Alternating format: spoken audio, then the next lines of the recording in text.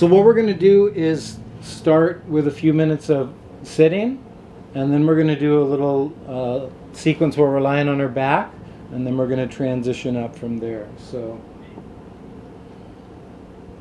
two possible openings here with your seat. So one is this simple cross-legged posture that I'm in right now. Most of you probably know. When I go teach in kindergarten classes, they even call this, I mean, they call it crisscross applesauce now, but when I was a kid, they called it sitting Indian style. So anyway, Sukhasana means happy, means easy, means peaceful, but if it doesn't feel good for your knees for whatever reason, I'll show from a profile, you can just sit with your legs extended out. Sometimes that feels more comfortable.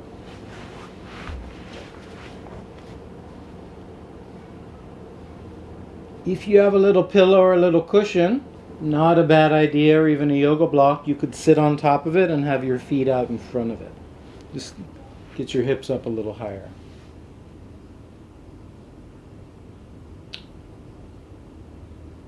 All right.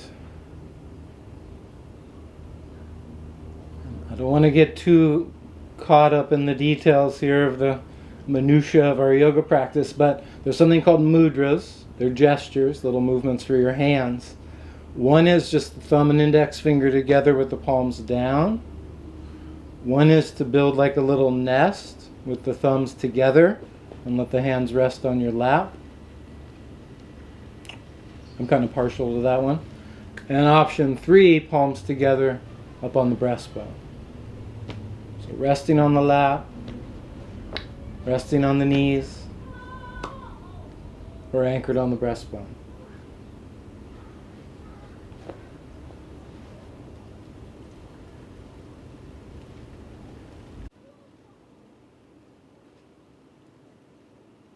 And just take a minute to establish your seat, and we'll get started.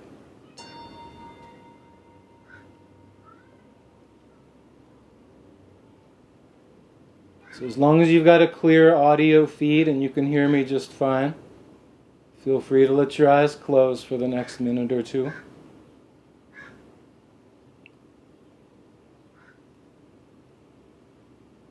And just take your awareness to your body. It's by definition always in the present moment. And just attend to how your body feels on the floor, the edges of your feet, the bottom of your hips, your sit bones.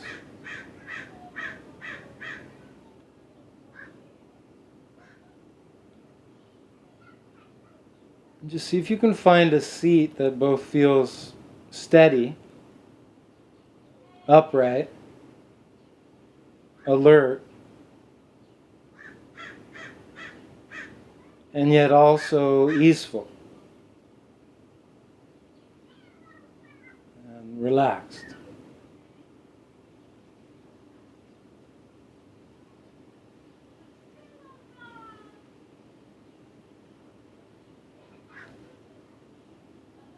And just feel a very gentle lift up through the sides of your waist.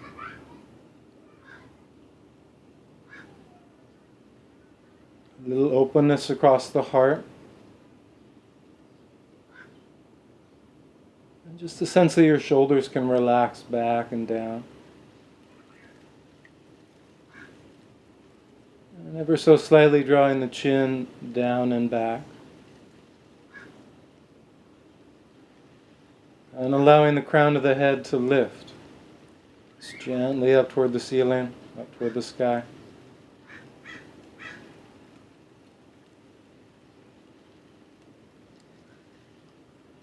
And as much as you're able to, soften the muscles of the face.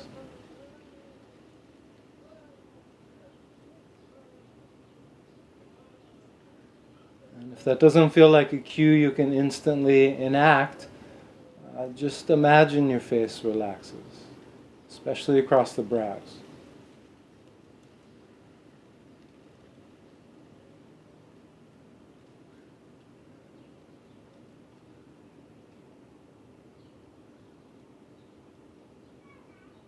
And as you're well established in your seat now, with your intention, take your attention to the sensations of breathing.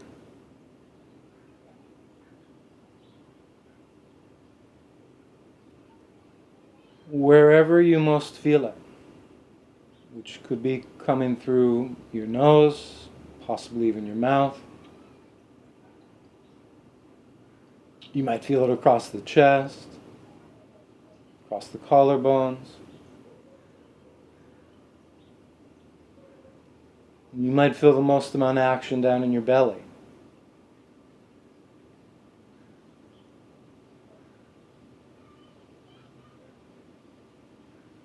Depending on how you tend to breathe, you might even tune into how it sounds. For some of us, it'll be silent.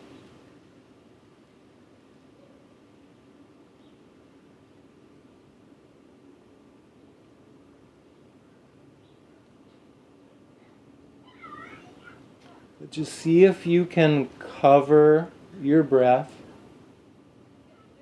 with your awareness.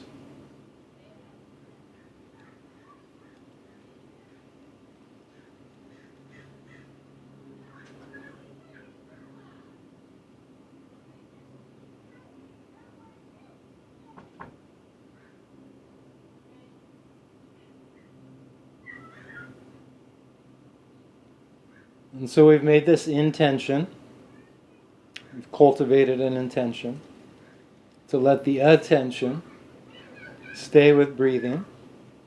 And inevitably, whether you're new to yoga and meditation or been doing it for decades, your awareness will drift. That's fine. It's part of the whole practice. And with this type of meditation practice, the idea is to notice when your mind drifts and gently bring it back to breath awareness. And we'll just do this for one more minute.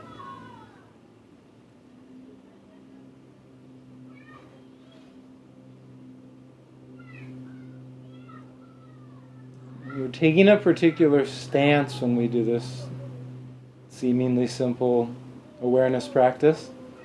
We're cultivating curiosity. We're developing openness to what bubbles up, acceptance, and we're trying to do it all from a loving standpoint. This last few rounds, feeling your breath.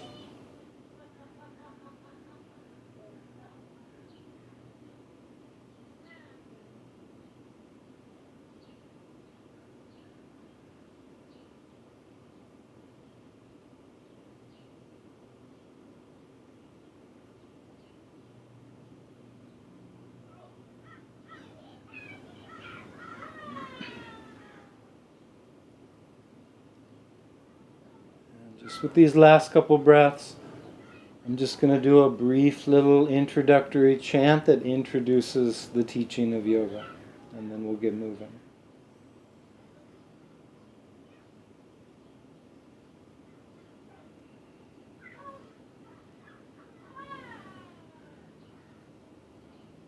Om Sahana Navatu Sahanao Bhunaktu Sahaviryam Karvahaye Tejasvaye Namitamasu Ma Vidvahayahai.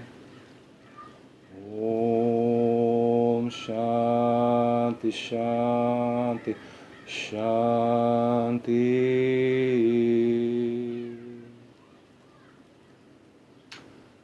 So that means may we be protected, may we be nourished, may our studies together be effective, let there be no animosity between us, peace in you, peace in me, peace in nature, peace in all the forces. All right. So, as promised, I know it's a little hard to lie on the floor sometimes for our practice and still interact with the screen, but let's try. So please come to lie on your back with your knees bent and your feet flat. So we're going to come to lie on our back, the knees bent and the feet flat. And we're just going to reach both arms straight up above the shoulders. Take your time getting here.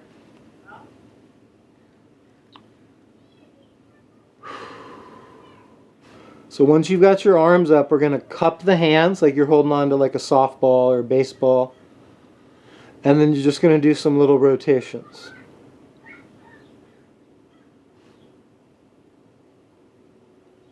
And all of these movements, y'all, you can do really at any speed that feels good to you, kind of any degree of intensity that feels appropriate.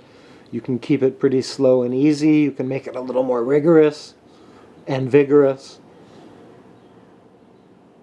Okay, then we're going to let the palms press up toward the sky, ceiling. So the thumbs have turned out, palms have pressed up, and you're giving your hands like a nice big back bend. It's a really good stretch for your wrists, your forearms. Then you're going to take one hand and grab hold of one digit, start with your pinky, and just back bend your finger. So you're doing an assisted little back bend like this one. Nothing too crazy. Don't pull into some crazy, double jointed kind of display. Just give the wrist and each digit a little stretch. Go all the way to the thumb. And then switch hands. So display the new hand up toward the sky, thumb out, and do a little gentle back bend with each finger. Oh, that feels good. Okay. Texting thumbs. Stretch them out a little. All right. Then we're going to bind the hands together in a singular fist and rotate the fist around in a little circle. And rotate the fist in the opposite direction. It's bound. And then we're going to press the interlaced fingered palms up, which will stretch all the fingers and both wrists. And then any amount that feels good, reach those interlaced fingered palms overhead. So your arms start to flex. And once you've got your arms maximally flexing overhead, we're going to extend both legs and push them out toward the front of your mat. Oh. All right. So from here we're just going pure extension. You're pushing out through the tip of your tail by squeezing the glutes a little bit, extending out through the heels or even pointing through the toes, but reaching through the bottom of your legs, extending in and up through the sides of your waist, and lengthening up and out through your crown. Then we'll do a little kind of move in the opposite direction. Hug the knees in toward the chest. Let your back round a little bit.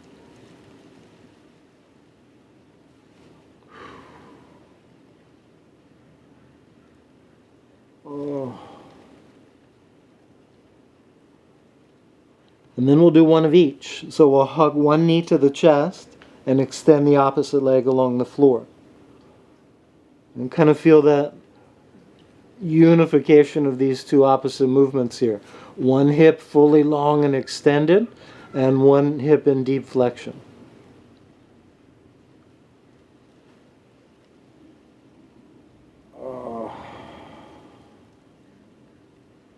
And then y'all, let's switch sides. So new leg gets opened up along the floor, and new leg comes drawing in toward the breastbone.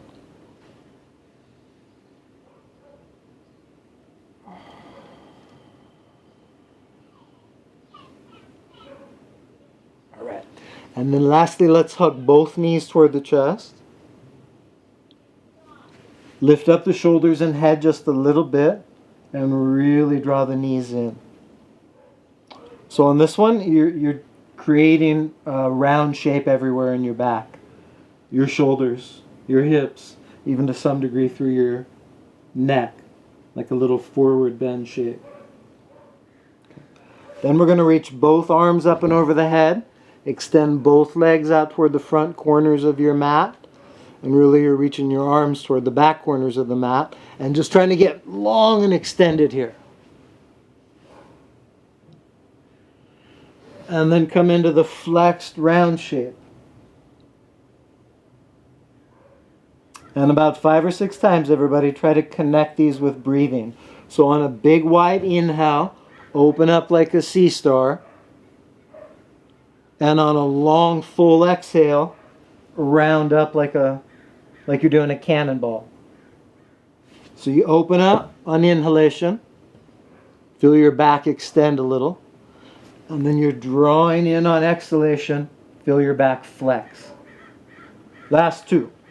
These are coupled with your breathing.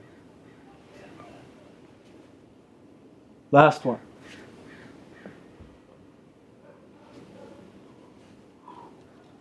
Okay. Another set from down here, but we're moving into a different direction. You're going to plant 2 flat feet on the floor. Let the arms rest along your side. Let the head rest. And y'all just let your head rock a little side to side. So it's rested on the floor. Nice and heavy.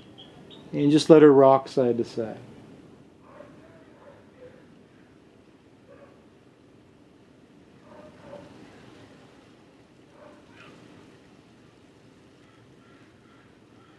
Okay? And then let your feet get about as wide as the mat, which for most of us will probably be wider than the norm.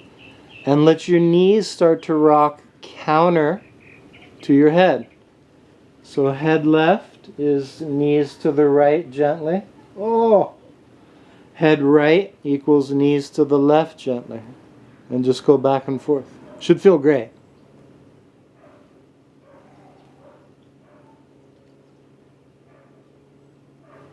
And when I say knees, that's kind of the easiest landmark to see, but really all these rotations are emanating from your hips.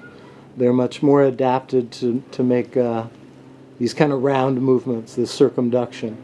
Last couple goes. Head away from knees, knees away from head.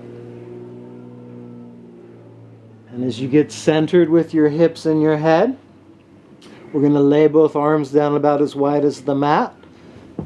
Plant both feet right out in front of the hips, so they're about hip width distance apart for this one. And we're going to do some bridging. I'm sure most of you guys have done this in almost any exercise format.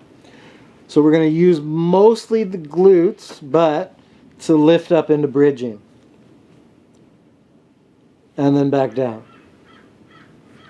And then back up. So try about 12 to 15 bridges.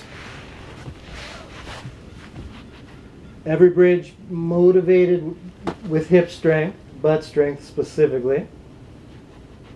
You're trying to keep your ribs pretty much in check, not letting them flare too much. This is a great way to, one, just create stronger glutes, but that in turn almost always makes low backs happier when glutes are stronger.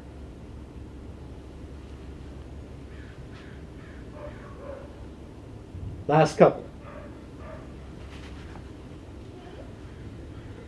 Oh. All right. So we're going to add one more component to the bridge.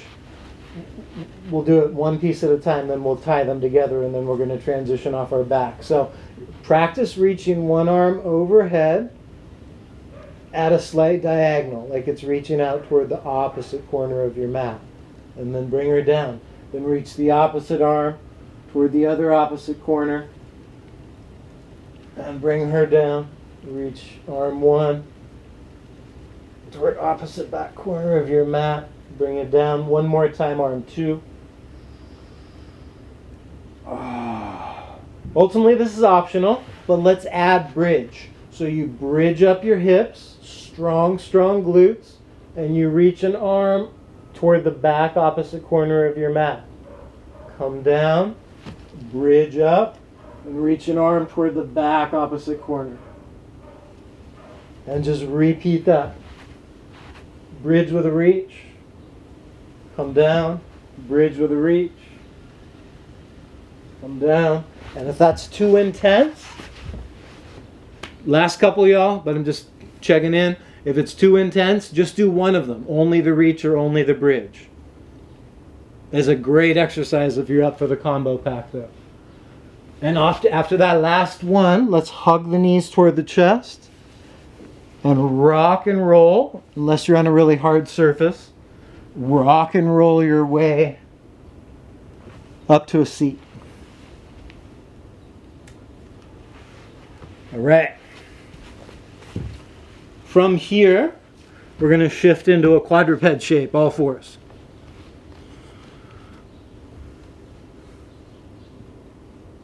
All right. So anyone for whom all fours doesn't feel great on the knees, I'm sure you're aware of this, but you can always just double or triple up your mat pretty easily and get like significantly more padding under your knees. And if your wrists bug you, hopefully that opening sequence helped your wrists open up a bit. But one alternate would be you could be on your fists or your fingertips or even perched down on your forearms if need be. Otherwise, we're up on the hands and the knees. All right. Tabletop. So from here, we're going to keep a neutral tabletop position with the spine and just pull the hips backward.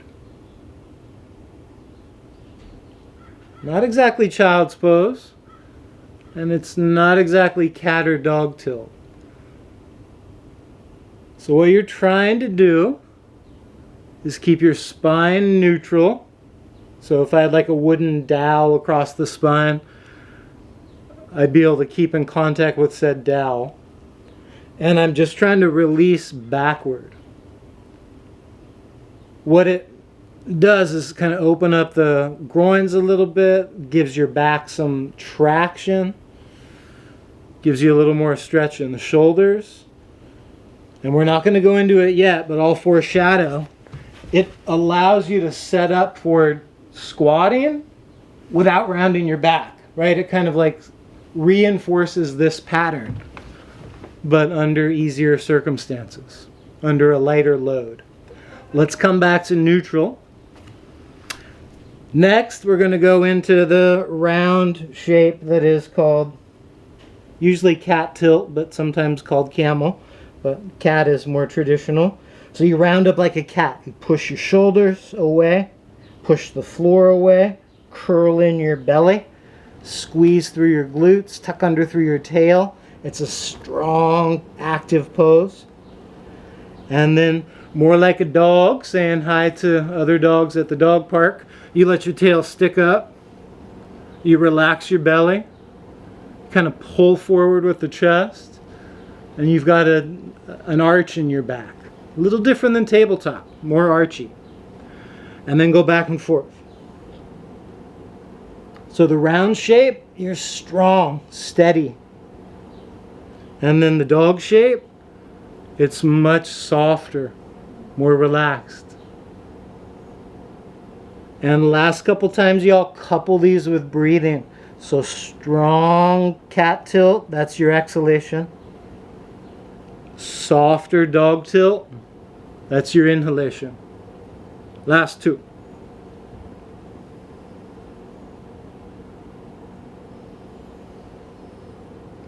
Last one.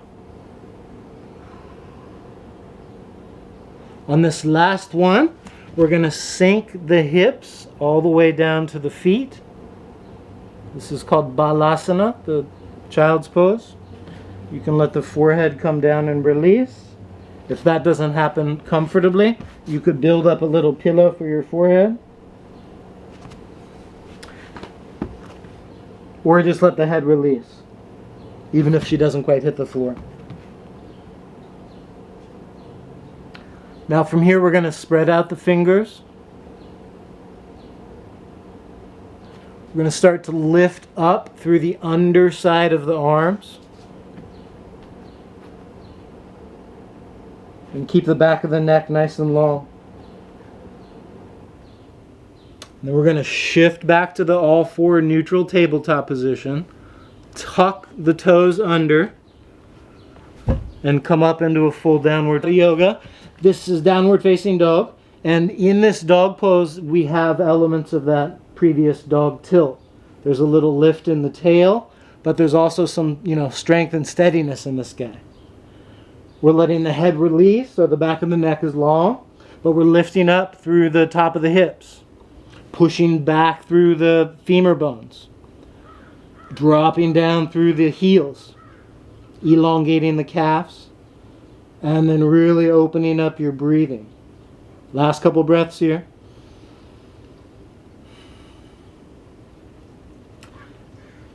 Now to exit from this pose, we're simply going to walk the hands toward the feet.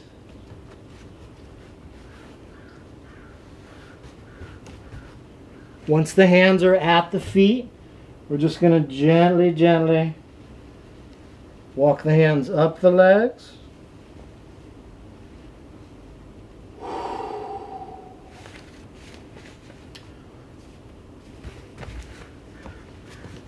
And then we're bipedal. Upright. All right, everybody. We made it to a standing pose. So what we're going to do here is reach out the left arm with the palm up. This one feels great. And you're going to allow the head to just gently, gently release toward that exposed, open palm. Part 2, you're going to center the head, bring the hand up into the shoulder, and lift up your elbow. Let the head tilt away. So we'll repeat this a couple times before we switch sides. Open arm like you're holding a tray. Tilt the head toward it. Folded up arm like you're lifting your elbow. Tilt the head away from it. Toward the open arm. And gently up and away from the lifted arm. Please try one more.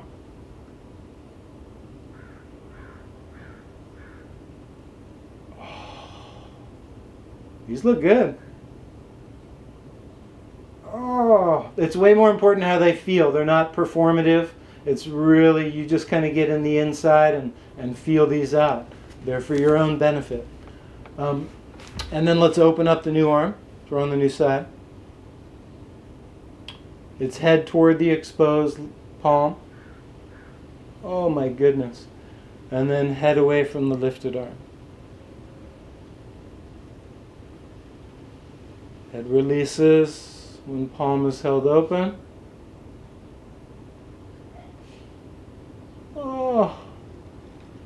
Head releases away when the elbow and shoulder lift in. 2 more.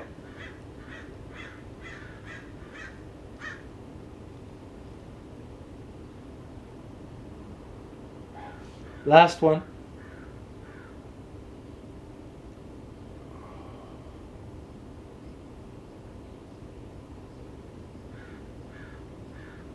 All right. Next. Take the left arm, whichever arm you work first is fine. Take it across your body and catch hold of it with the opposite elbow. So now you're twisting your trunk in one direction, kind of holding the trunk in that direction, and then letting the head do a counter twist up and over that shoulder. So the last set of movements were side bends, just to be clear about it. And these are twists, rotations rather than lateral bends. And then release that. Oh gosh. Go across, new arm. Lock it into place. Maybe even intensify the twist a little. Chest twists in direction X. Head turns counter.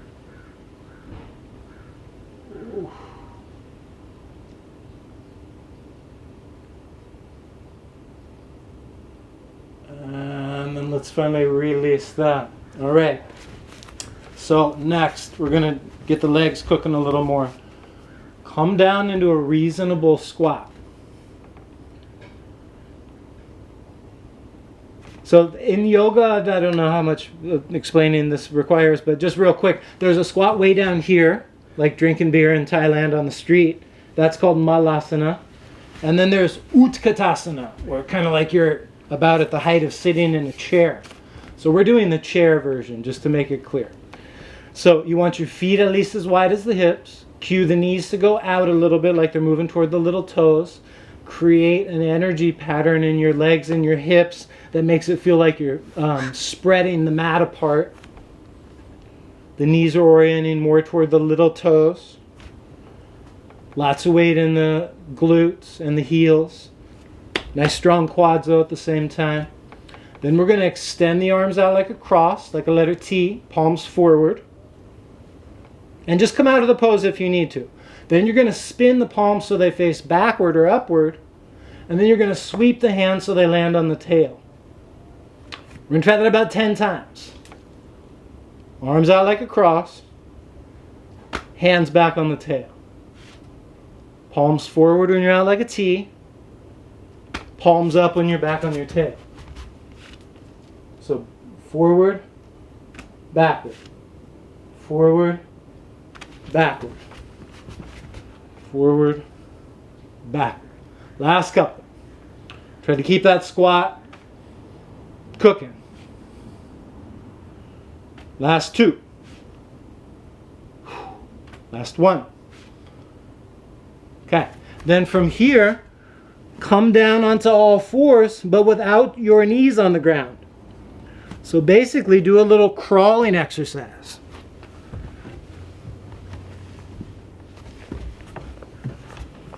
You can crawl forward. You can crawl backward. Could even crawl leftward or rightward.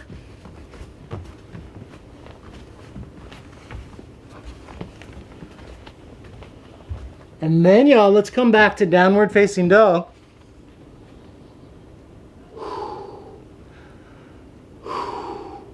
Catch your breath.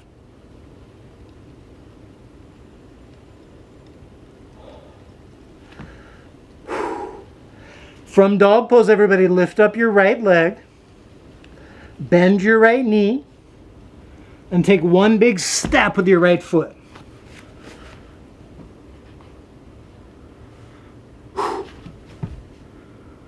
So just checking in, everybody, we're in a lunge. One leg fully extended, one leg fully flexed. And we're going to lift up.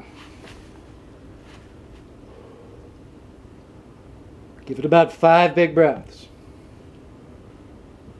Keep that back butt cheek super strong. Lift up through the sides of the waist.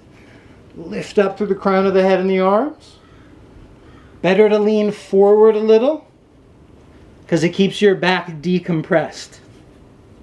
One more big breath here. And then plank pose, top of a push-up. Those of you that feel like you want a little extra work, you're welcome to do some traditional push-ups. You're welcome to rest in plank.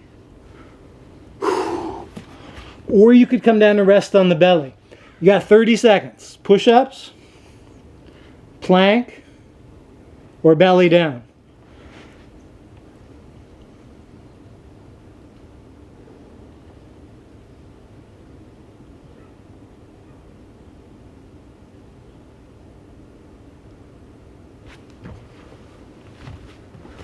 Then let's all meet back in dog pose.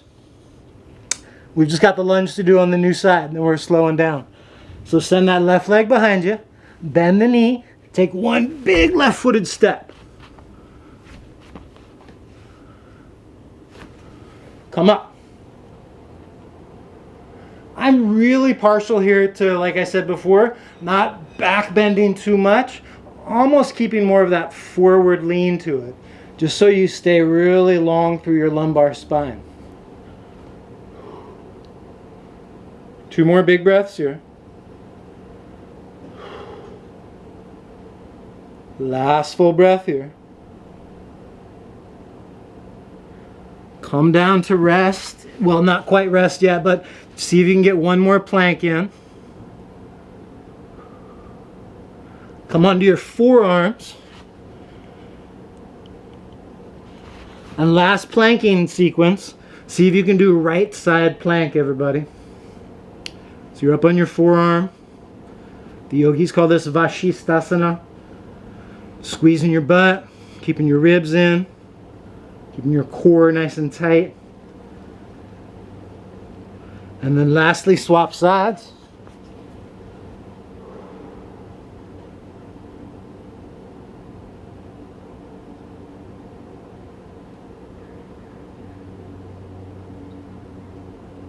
From here, we're going to come down and rest on the belly.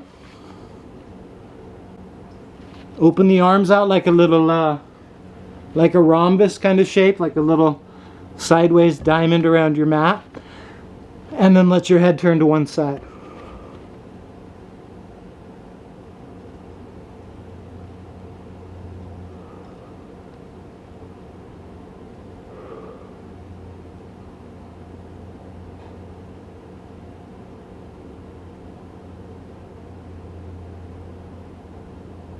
And then let the head turn to the other side.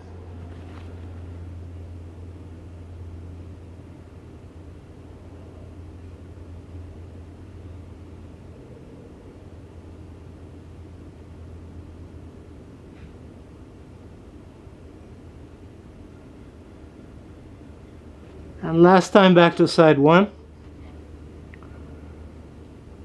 And you can have your temple or your jaw or your cheek or even your ear down on the floor, whatever feels comfortable. And then please everybody, last time turn that other cheek.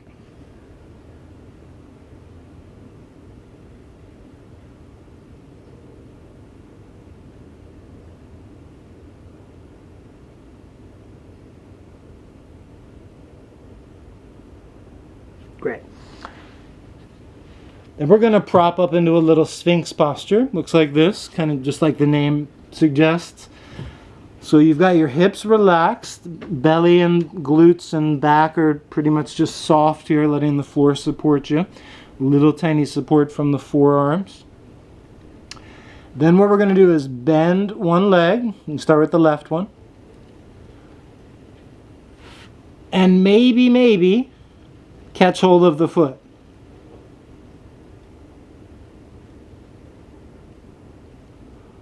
Now to nuance this one, you're trying to tuck your tailbone, push your glute strong on that bent leg so that you're getting a thigh stretch more than you're getting low back extension. And your chest and head can come down if you'd rather, or you can keep them propped. Let's release that and change sides. So new leg bends. New hand catches hold, or not. This connection doesn't always manifest for everybody. Head can be low.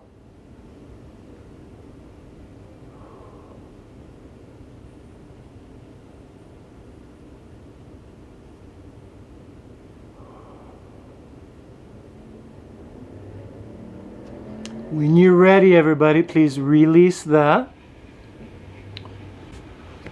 Now we're just going to come to lie on our back from there. So you can do 2 rotations and just come onto your back, or transition through child's pose if you'd rather.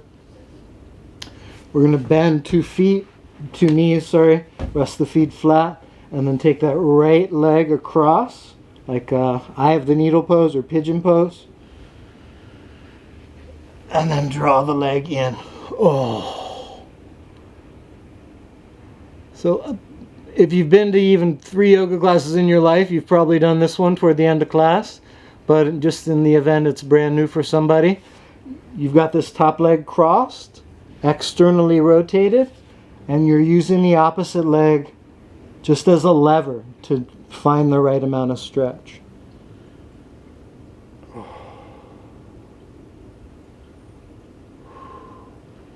And just taking a couple breaths here.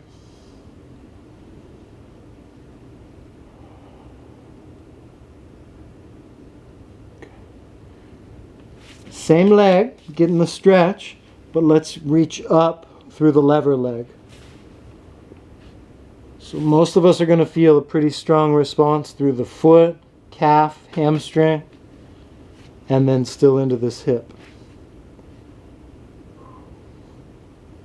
All right, let's release that. New side, half lotus pose or the pigeon. Draw in till you get the stretch response. I don't think I prompted it, but you're certainly welcome to rock this a little side to side. You're welcome to just keep it and just feel how your body responds to the stretch. You can always make it a little less intense. You can always crank it up a little. Then add the second component, straight leg.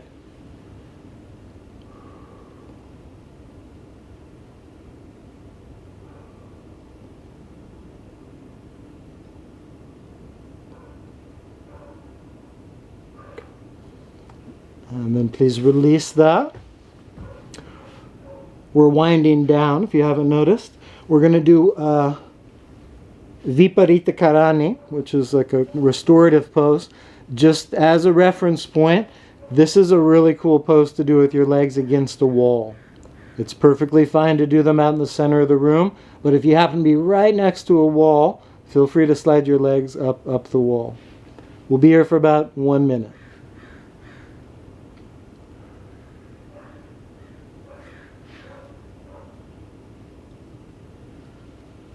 Now, my hamstrings happen to just be pretty comfortable with a straight angle, so I can be fairly relaxed in the pose.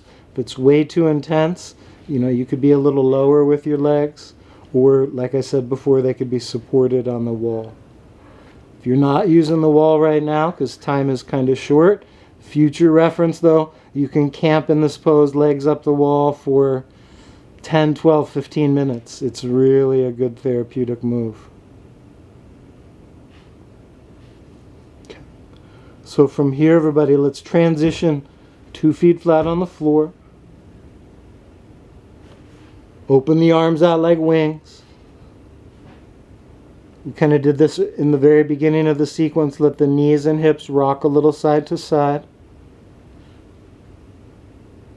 Let the head do an easy counter stretch away from the knees.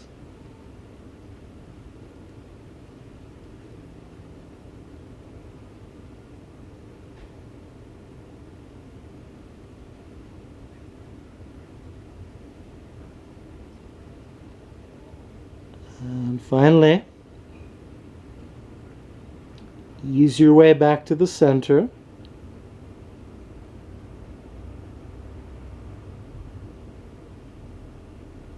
Let your hands come down to rest on your belly, maybe overlapping with your ribs.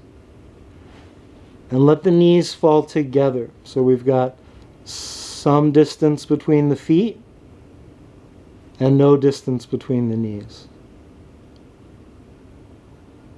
You're welcome to let your eyes close for a moment and just tune back into your breathing.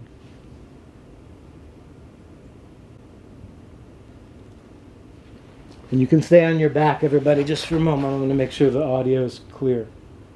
So as you tune into your breathing, use your hands and all the sensory feedback you get there.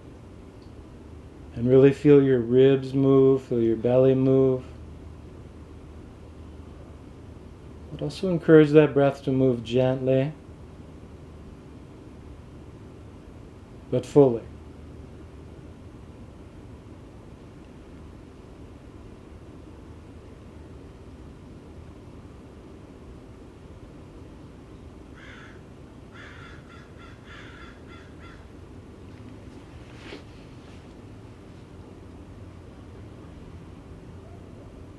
And again, just letting your body relax here. Feeling your breath. And then we're just going to do one little meditation and then a couple minutes of corpse. So in your mind's eye, as you're lying here on your back, just call to mind an image of someone you have positive feelings toward. Nothing complicated, no romantic feelings. So somebody else could be, a family member, a friend, an esteemed colleague, somebody you actually know.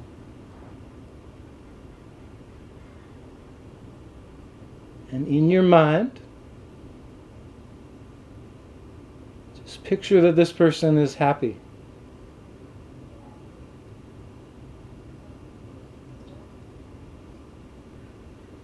Picture that this person is safe, secure.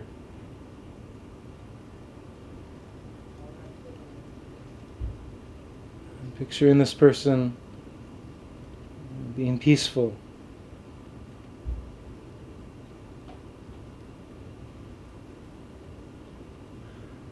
And you might even run those phrases through your mind, or phrases similar to that. May you be happy. May you be secure, protected from inner and outer harm. May you know peace and tranquility.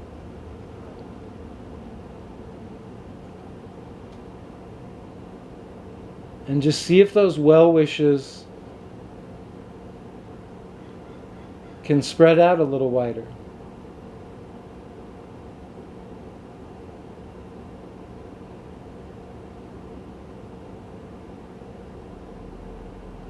So it's adopting a mindset in meditation tradition called loving kindness, or the Pali word metta, M-E-T-T-A. So once we've done that, we are going to transition into our last pose for the evening, just opening up into Savasana. So the legs can extend, the arms can open up, and the mind can just be very open and relaxed for these last couple minutes.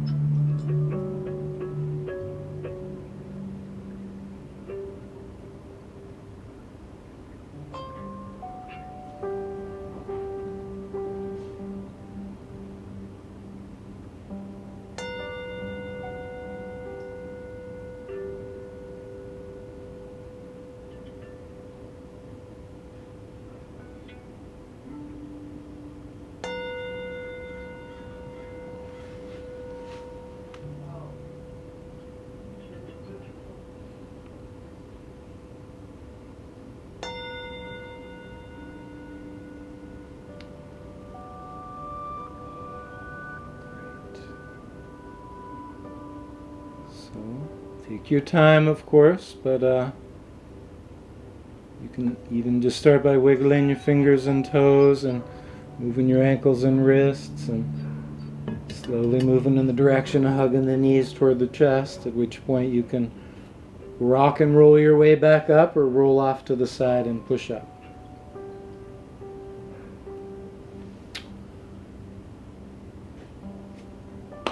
Come in full circle.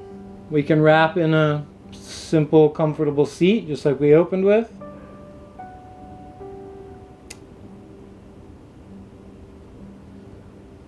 And just in closing, everybody, maybe send out a little nonverbal thanks to everybody else that's part of the session tonight.